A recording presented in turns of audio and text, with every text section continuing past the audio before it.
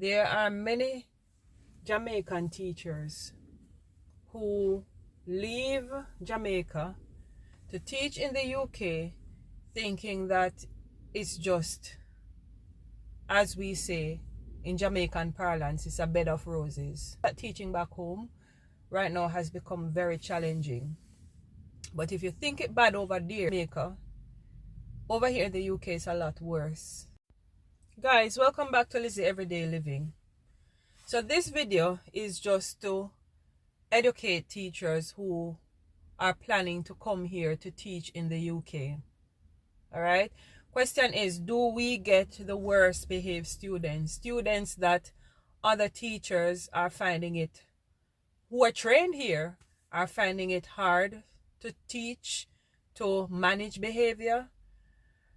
Is it that there are some schools who are having problem recruiting teachers, so that's why they pack up, come on a plane to Jamaica here to teach in droves when we really don't know what we're setting up ourselves for? But that was my experience. All right,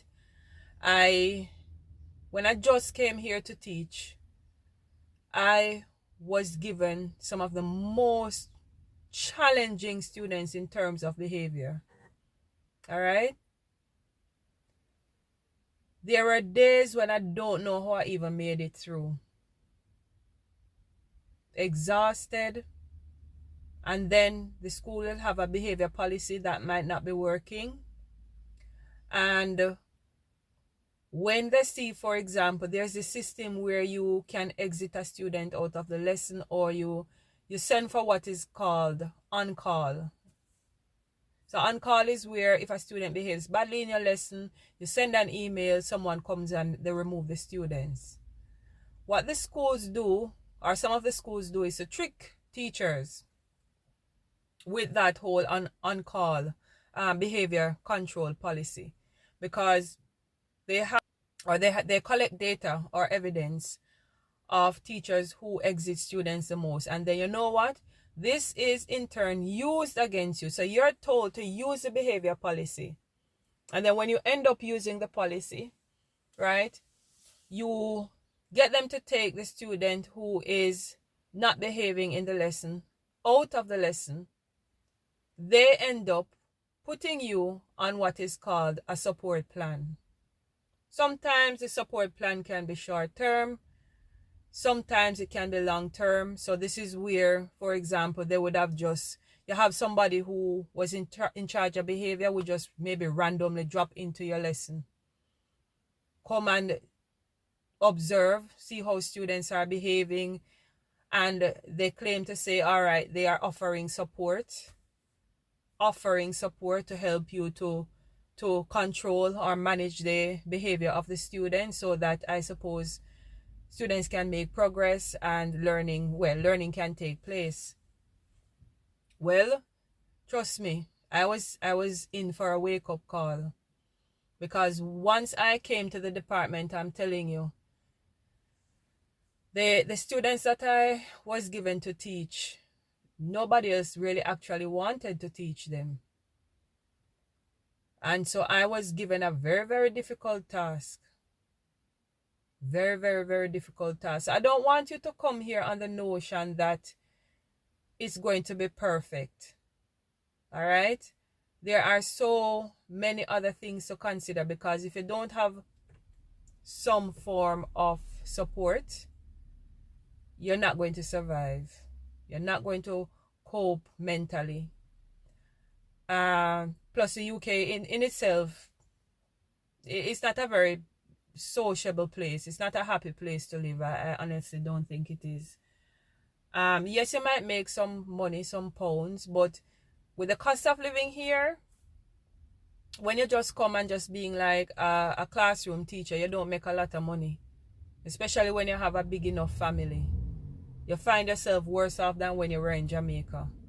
Because if you have, for example, children, you have to pay for childcare, and childcare is very expensive. Will eat out maybe about 3/4 of your pay. So it's not like you have like auntie or mommy or whoever or grandma. Yeah.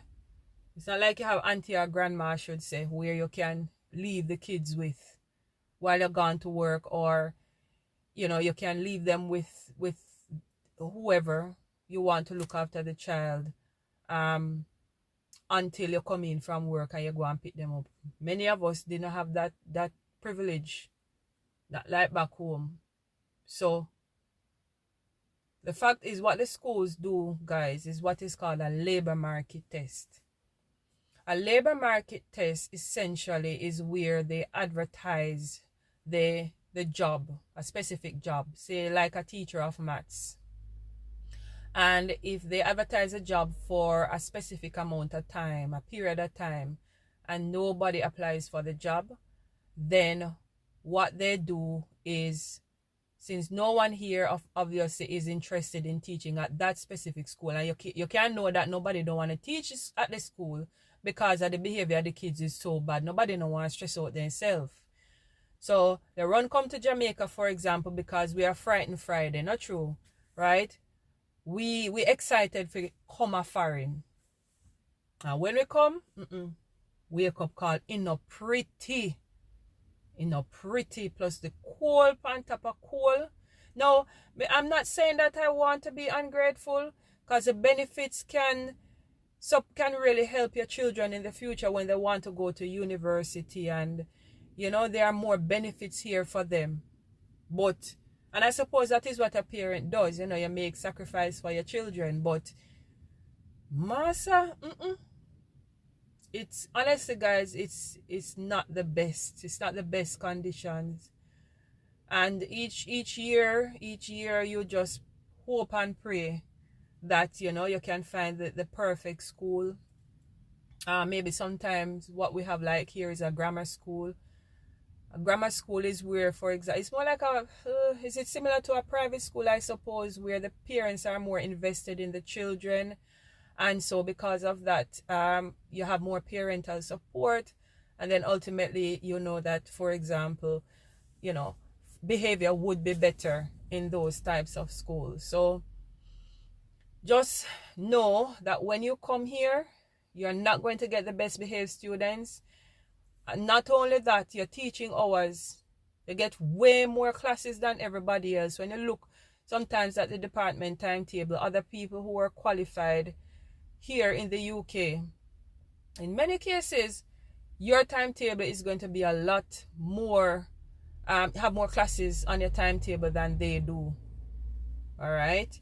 So be equipped physically and mentally, because I've known people who stress out, gone back home. Maybe they try the US.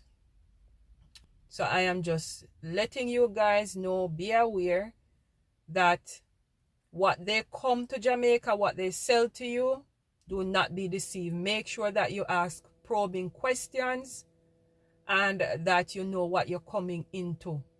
All right? Because sometimes you can have, even, for example, the most qualified teachers. I mean, like, not just qualified, but in the sense that they were in positions of leadership. I know I have a friend who came here, and I think she was vice principal of a school.